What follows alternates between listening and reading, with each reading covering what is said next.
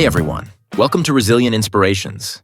We're here to share ideas, swap stories, and just see where the conversation takes us. Nothing fancy, just real talk with a spark of inspiration. Let's dive in. I'll hand it over to the crew.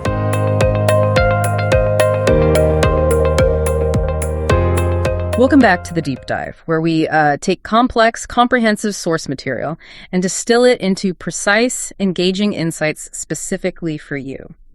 Today, we are really getting into the weeds on a big one. Minimalist Steps to Financial Freedom 2026. And this is not your typical list of tips, is it? No, not at all. It's laid out as a 10-chapter strategic roadmap. And our mission today is to unpack every single part of it. That's exactly right. And for you, the listener, the learner, this isn't just a summary. No. We need to go deeper. We're going to conduct a really thorough, balanced analysis of all 10 of these strategic pillars. Which means we have to look at the pros and cons. The pros, the cons, how viable these ideas are for different people, with totally different lifestyles. Right. And I think the big goal here is to build an evidence-based case, something strong enough to convince anyone who's still, skeptical about that whole less is more philosophy when it comes to money. Okay, so let's start right there. We need to define financial freedom in the way this book sees it. Because I think most people hear that phrase and they immediately picture, mansions and yachts. Exactly, the billionaire lifestyle. But the definition here is, it's much more elegant and frankly, a lot more attainable. It's about living life entirely on your own terms. Supported by income that is independent of your daily labor. That's the dream, isn't it? Time autonomy. That's it. And what makes this so compelling right out of the gate is that it's grounded in these immediate, measurable savings. Okay. There's one data point from the Journal of Consumer Research in 2025 that should really grab you. What is it? They found that households that are actively embracing these minimalist practices, they save an average of 25% annually. 25%. Just by cutting out the unnecessary expenses, the things that don't actually add value to their lives. Okay, let's unpack this a bit because that's a staggering number. It is. 25% isn't just money you didn't spend, it's capital. It's capital you've effectively liberated from just clutter and waste. That's a huge mental shift. It's a complete paradigm shift. And the blueprint shows how this idea, this sustainable wealth building, is kind of amplified by the way the economy is moving right now in 2026. You mean with the rise of flexible work? Exactly. We are seeing this huge, measurable pivot toward, self-directed work models. There's been a 12% increase in side hustles since just 2024. So people are already looking for diversified income. They are. And here's the real insight, the kind of multiplicative effect. When you take that newly freed up 25% surplus. The money you're not wasting anymore. Right. And you put it to work strategically. The blueprint shows that diversified investments are yielding an average of 7% annual return. Wait, let's stop there. Because that's the hook. That's what should convince the skeptic right from the start. You think so? The 25% savings is the fuel, and that 7% return is the engine. That's a perfect way to put it. The insight isn't just that you save money, it's that you immediately weaponize those savings. You're turning simplicity into a competitive, almost aggressive financial advantage. You instantly go from being a consumer to a capital generator. Yes. And that's the core argument we're going to be testing throughout this entire deep dive. So, moving into chapter 1, it starts with the why.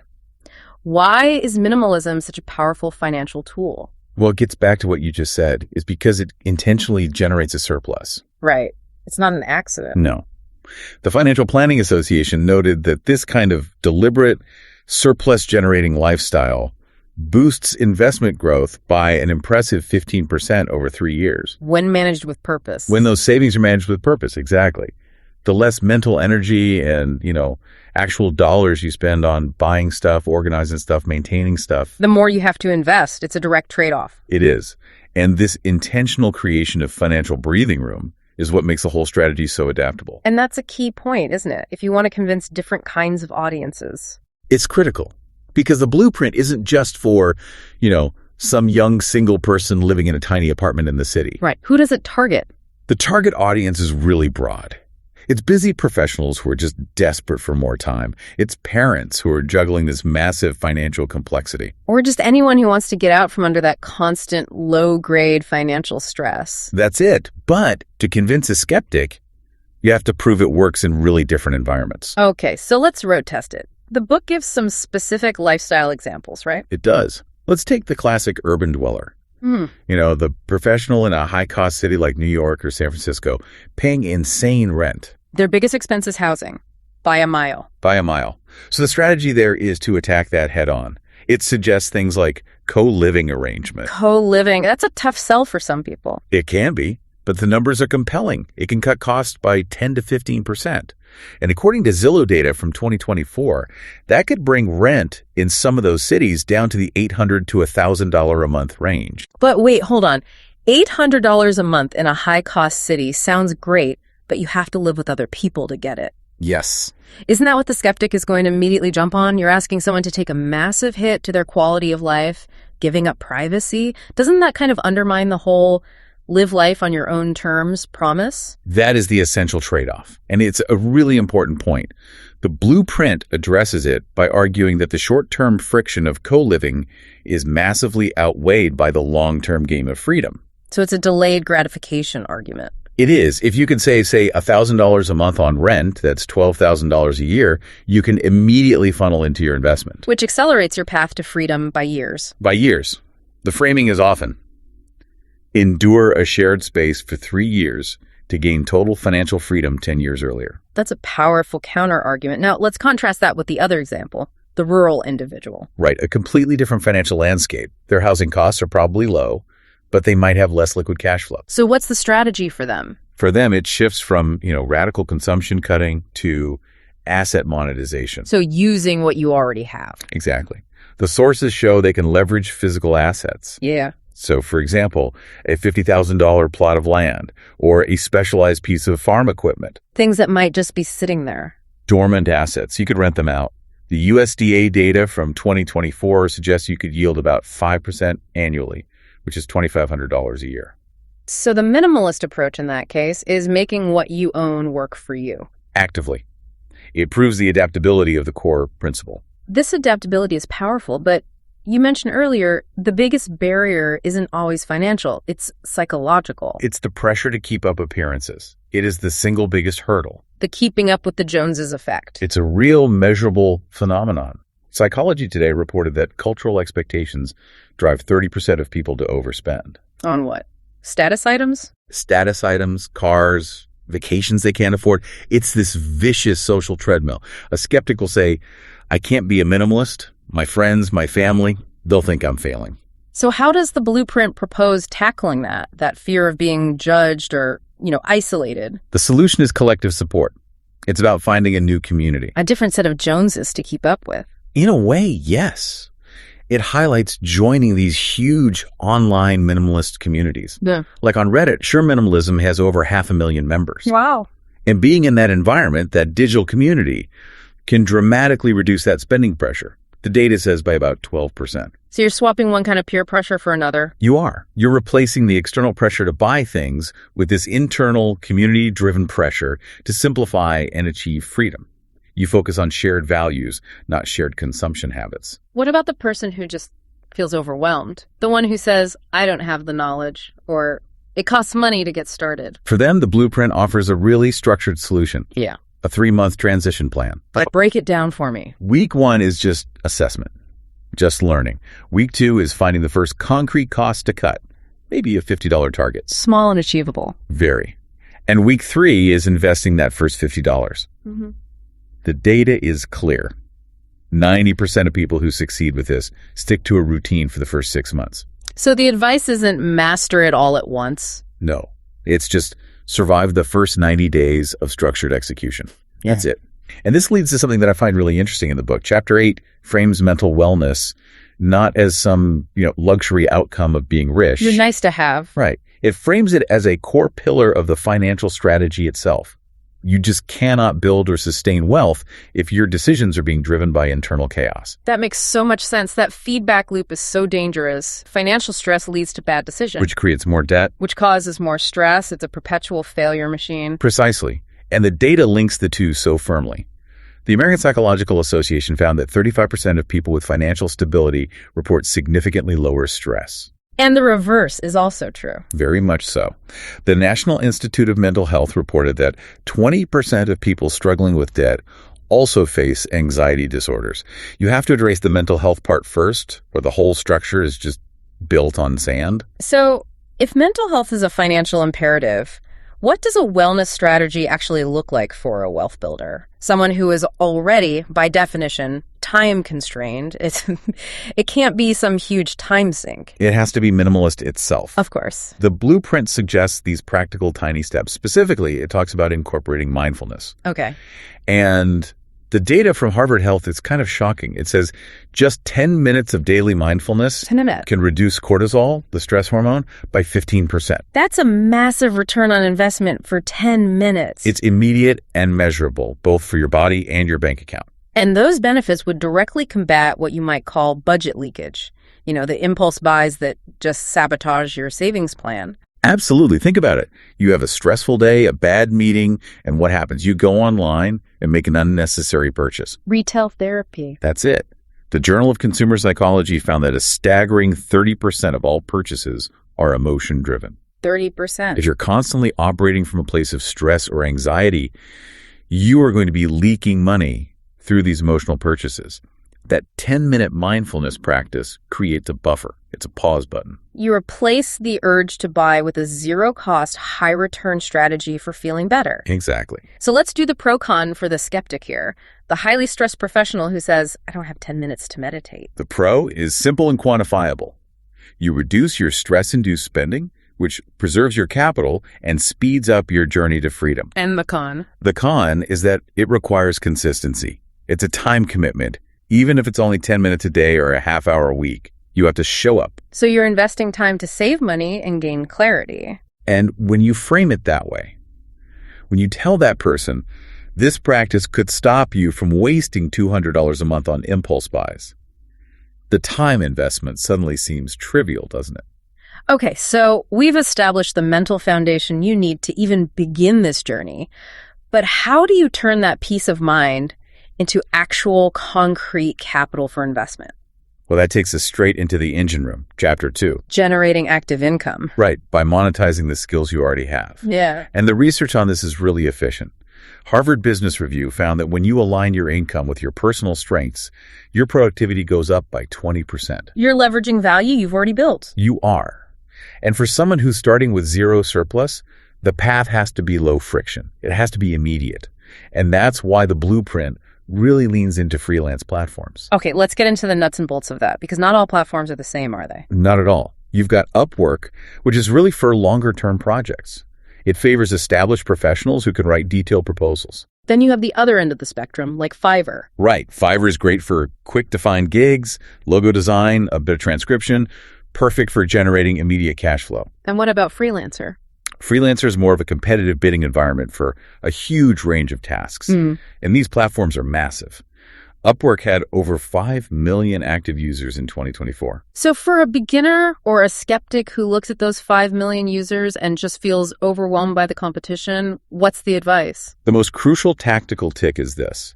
Focus purely on reputation first, not on money. Get those first few reviews. Exactly. Data from freelancer.com shows that people with 5 or more client reviews earn 30% more than people just starting out. So you might have to start with a low rate. You might start at, say, $15 to $30 an hour. But the goal isn't the money at that stage. The goal is rapid review accumulation.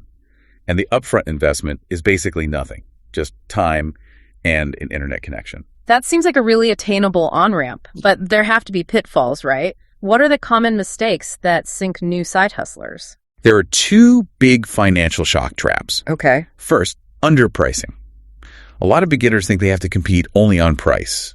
But a survey showed that 40% of freelancers actually lose clients because their rates are too low. Because it signals a lack of quality or confidence. Exactly. So you start competitive, but you have to be ready to raise your rates aggressively once you get those first 5 reviews. And what's the second trap? This one is critical.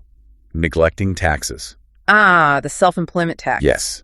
If you're in the U.S., you are responsible for that, which averaged about 15% in 2024, plus your state and local taxes. It adds up fast. It does. The blueprint is very clear. You have to reserve a big chunk, 20 to 30% of every single payment for taxes. If you don't, you are setting yourself up for a devastating financial shock come April.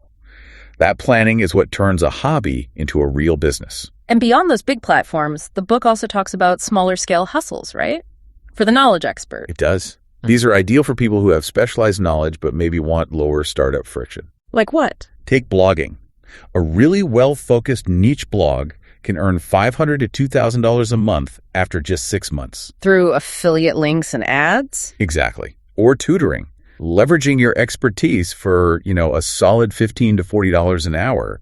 They're low overhead ventures that are perfect for someone who prefers flexibility. So once you have that active income stream going and it's generating a healthy surplus, the next logical step, and this is the step that truly buys you that time autonomy, is transitioning that capital into passive wealth. Okay, so let's define passive income here.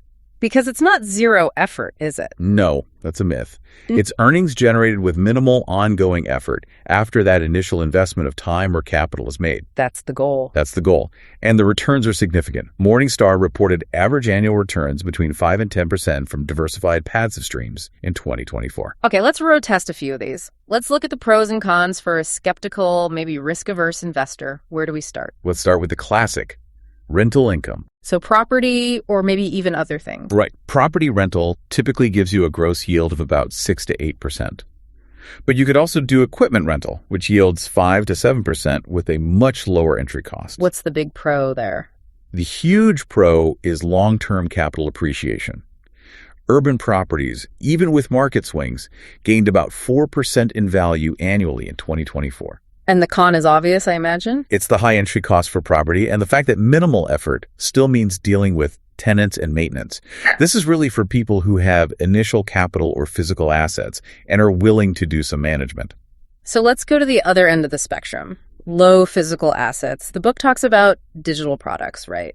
Ebooks, online courses. Yes, and this market is just booming. It grew 15% in 2024 alone. Wow. And look at the numbers. A niche ebook priced at, say, $10 to $20 can bring in $1,000 to $5,000 a year once it's set up. And online courses are even more lucrative. They can be. A $50 course on a specific skill could generate $10,000 with just 200 enrollments. The pro there seems pretty clear. It's highly scalable. Highly scalable, low overhead, no physical inventory. The con, though, is the heavy, front-loaded time investment.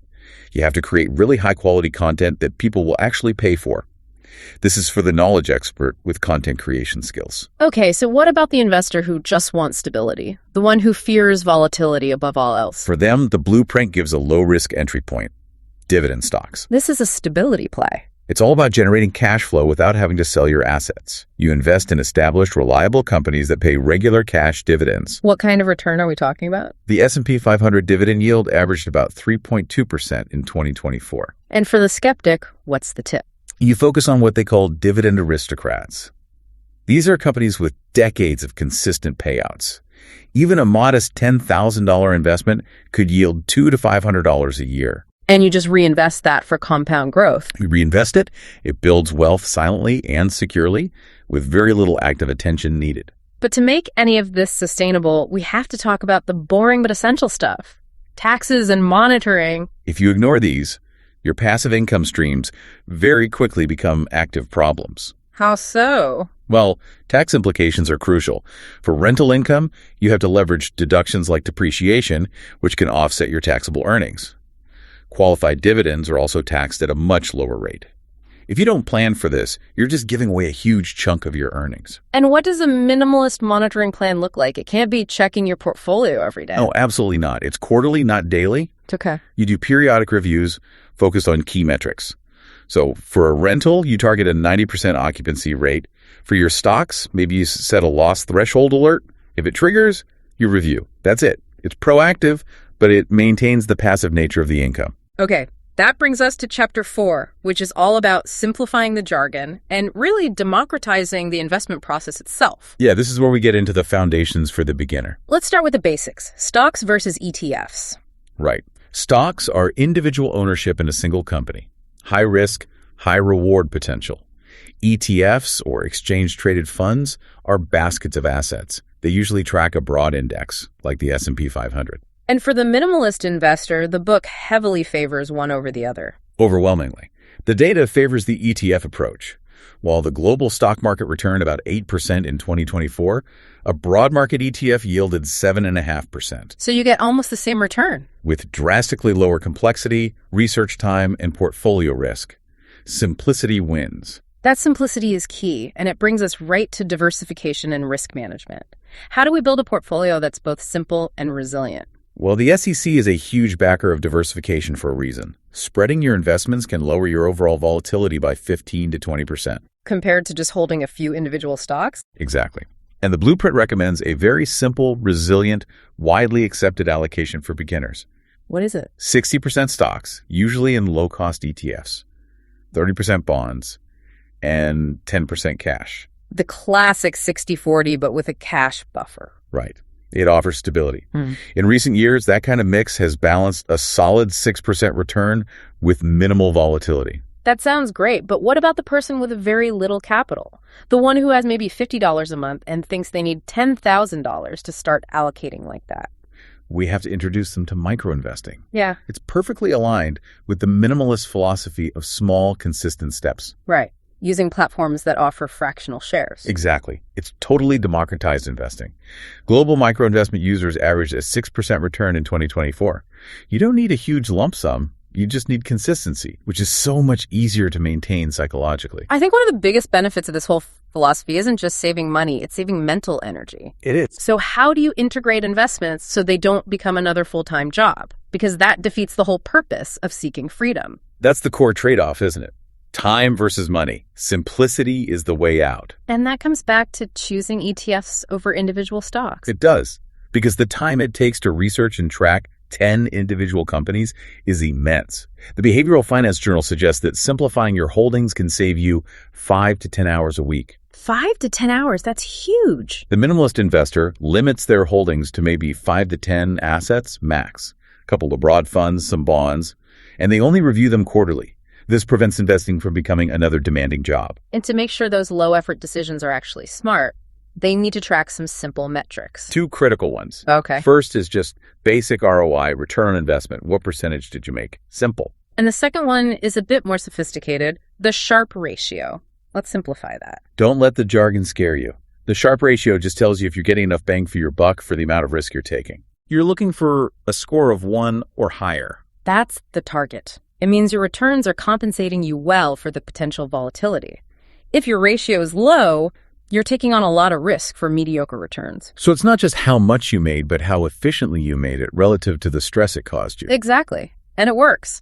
Fidelity found that 60% of new investors who track these simple metrics improve their returns by 5%. It turns guesswork into measurable science.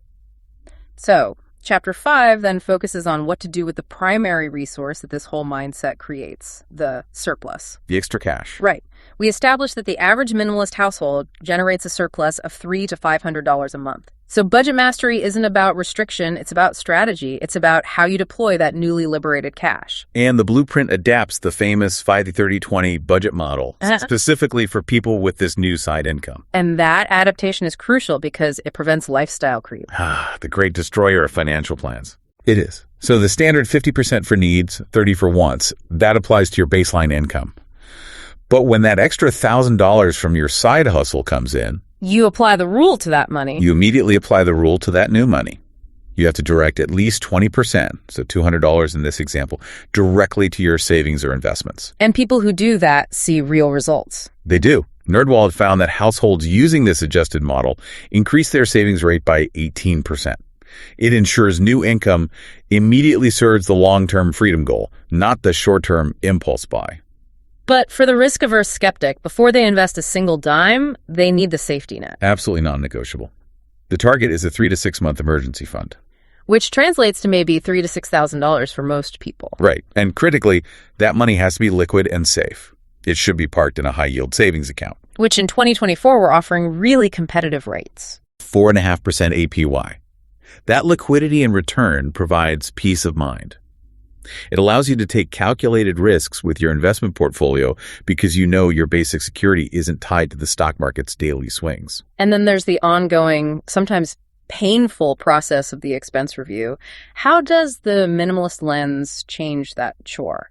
It turns it from a chore into a strategy. Consumer Reports found the average household could cut $200 a month just by eliminating waste. Unused subscriptions, things like that. So use the 80-20 rule. Exactly.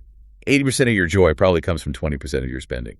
You prioritize that 20%, the good coffee, the gym membership, and you ruthlessly cut the 80% you barely even notice. And for the time-constrained person, the secret weapon here has to be automation. Automation is the ultimate minimalist hack.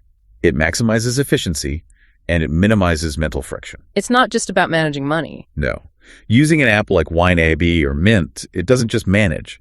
The data shows it increases user savings by 20%, and, crucially, it frees up 5 to 10 hours a month. It literally buys back your time. It does. And finally, resilience. How does this kind of budget structure survive, say, a market downturn? It has to be adaptable. During a market drop, like the 10% one we saw in 2023, the plan has to be proactive. So what do? You instantly adjust that 50-30-20 framework.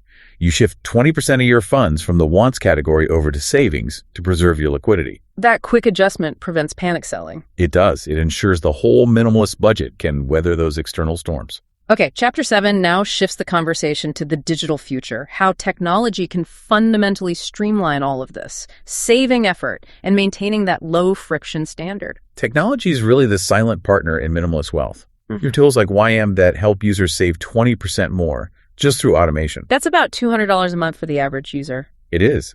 And then platforms like Personal Capital can boost portfolio returns by 10% for some users just through better analytics and fee analysis.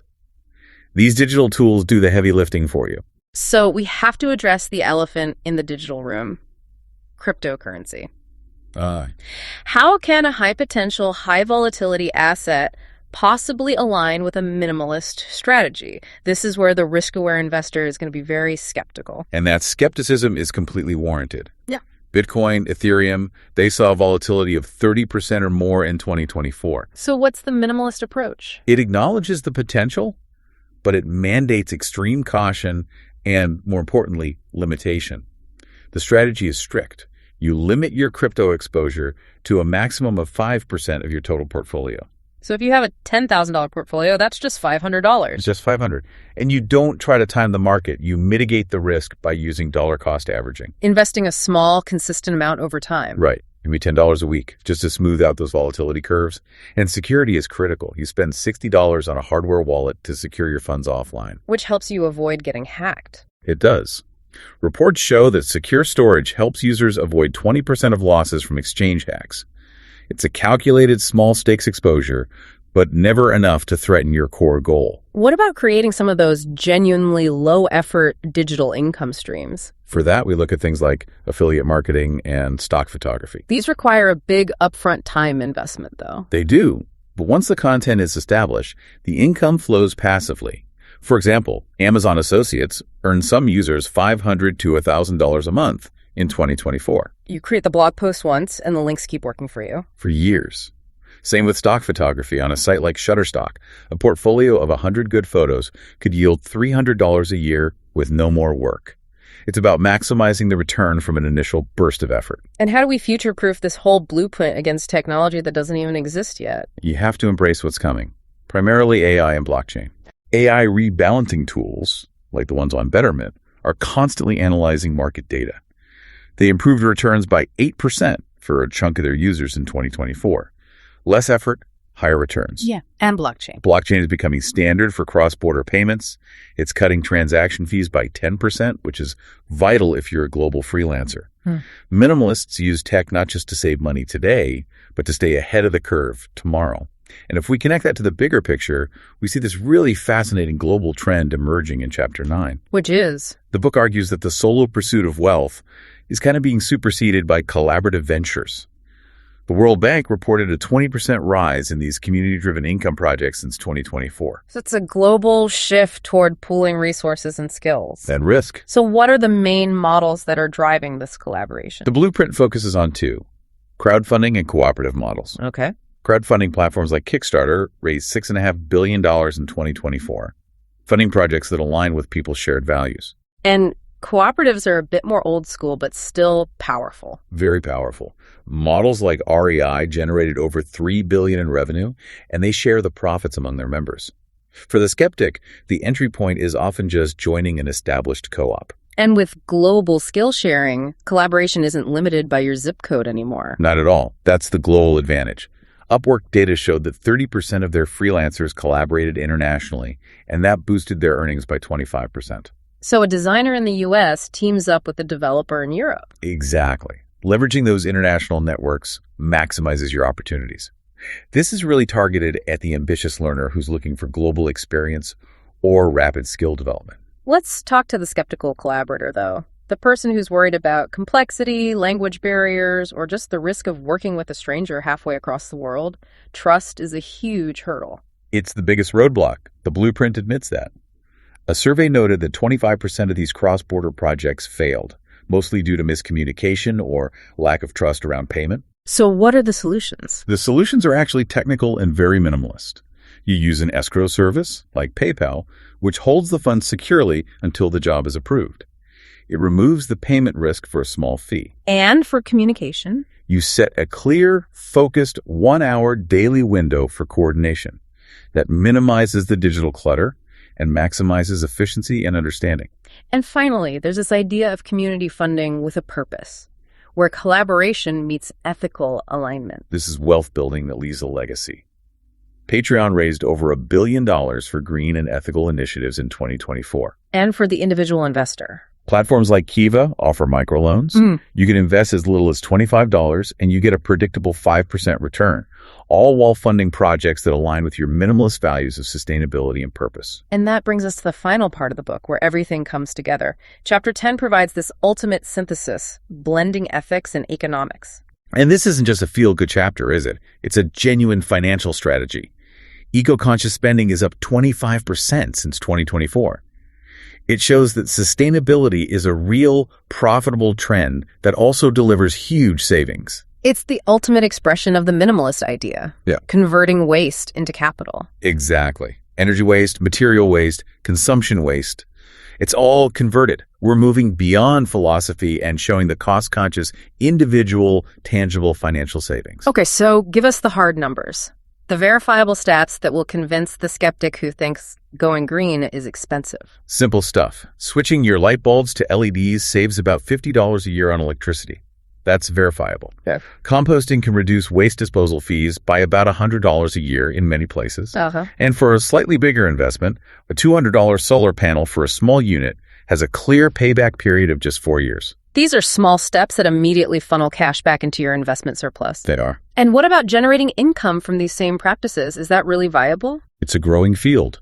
Urban gardening, for example, yielded $500 a year for a good chunk of participants in 2024, just from selling excess produce. And on the investment side? Investing in green technologies is increasingly profitable. Solar ETFs returned a highly competitive 12% in 2024, according to Morningstar. What's the main objection here? The skeptic will immediately point to the upfront cost.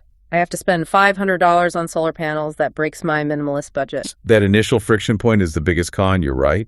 However, the blueprint points out that this cost is often rapidly and significantly offset by government incentives. Tax credits. The IRS provided various energy credits in 2025 that could offset $100 or more of those installation costs. So the initial pain is quickly softened by that regulatory support, and the long-term savings are huge. And that brings us to the culmination. Chapter 6 details the actionable blueprint that ties the other 9 chapters together. It's designed for the learner who just needs that structure. Let's walk through the 30-day action calendar for month 1. It has to be specific and focused. It is. Week 1 is purely assessment. You review your skills, your expenses, with the immediate goal of finding $100 to $200 of monthly surplus. You have to find the money that's already there. You do. Week 2 is execution on the side hustle. You put up those first few gigs to get those 5-star reviews. And week 3? Week 3 is investment. You commit to investing $50 to $100 in a low-cost ETF through a micro-investing app. And week 4 is review. You formally review your adjusted 50-30-20 budget with that new surplus integrated. And the system works. The data shows 30% of people who consistently track their spending increase their savings by 15%. Structure eliminates inertia. And we need those success stories to prove it's not just theory. They turn the abstract data into real life. The book is the example of Sarah Johnson, who used Fiverr for her graphic design skills and started earning an extra $15,000 a year on a flexible schedule. A clear example of skill monetization, buying time autonomy. Right. And then there's the Lee family, who generated $8,000 in annual rental income from just efficiently utilizing a spare room in their modest property. It shows that small-scale hustles and efficient asset use are enough to fundamentally change your income structure. They are. So after all the saving, hustling, and investing, what's the ultimate measure of success? What does this all mean? We use the financial independence ratio, the FI ratio. Okay, what is that? It's the metric that defines freedom. It's your passive income divided by your monthly expenses. The target is 1.0 or higher. Meaning your investments completely cover your lifestyle without you needing to work. Exactly. In 2024, 15% of minimalist households achieved an FI ratio above 0.8. That's a massive leap toward freedom. It provides a clear, quantitative target for every single decision you make. The goal isn't just maximizing net worth, it's maximizing your FI ratio and, by extension, your time. And the final layer of resilience here is community, that constant source of inspiration and accountability. The movement is gaining critical mass.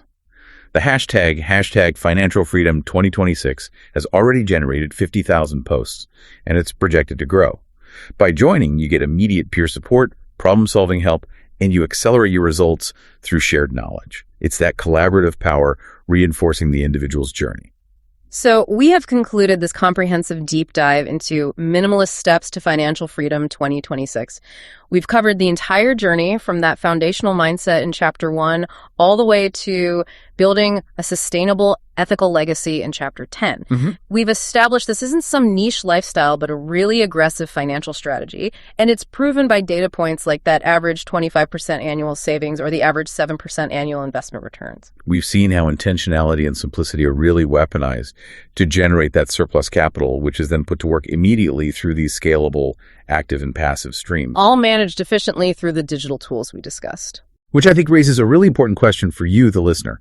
Given the proven psychological benefits of simplifying your life and the verified financial returns available through these small, consistent steps, what single area of clutter, whether it's financial, physical, or mental, is currently costing you the most time or money?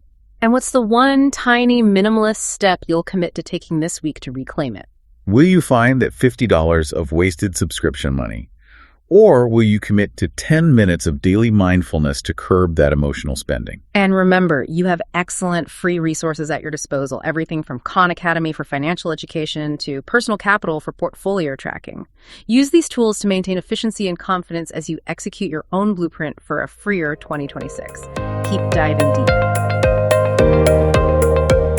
And that's a wrap for today's chat.